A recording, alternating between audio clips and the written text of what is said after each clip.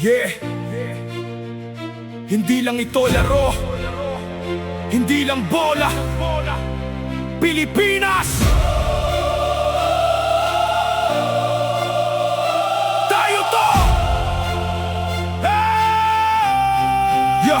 May batang nanonood sa lumang telebisyon, bitbit ang pangarap sa bawat possession.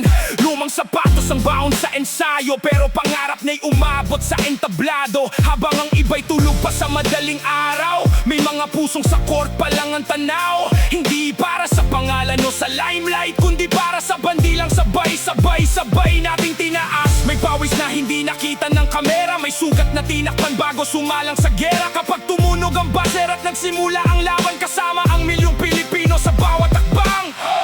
Kapag sumigaw ang buong arena, hindi lang pangalan ang naririnig, kundi pag-asa ng isang bayan na hindi marunong sumuko. Gilas, gilas, Pilipinas! Hindi sukatan ang taas ng kalaban kung ang dibdib mo'y puno ng katapangan. Minsan talo, minsan panalo, pero hindi nawawala ang dangal sa laro. May batang muling haawak ng bola dahil may nakita siyang inspirasyon sa mata. Hindi lang atleta ang nasa loob ng court, kundi pangarap ng bansang gustong umabot. Kapag bumagsak, sabay tayong tatayo. Kapag nanalo, sabay din ang sigaw ng tao. Dahil ang tunay na kampiyon ay hindi lang sa score, kundi sa pusong lumalaban kahit masakit na ang core. Hindi lahat ng laban may medalya sa dulo, pero bawat pusong lumaban may kwento ipagmamalaki. Kapag sumigaw ang buong arena, hindi lang pangalan ang naririnig,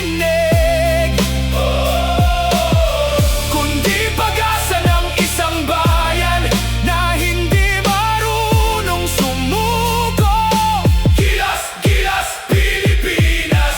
Isang bandila, isang pangarap, isang bayan, walang urungan hanggang sa huling segundo, kasama ang sambayanan. Hindi natatapos ang laban sa huling buzzer, dahil habang may batang nangangarap, patuloy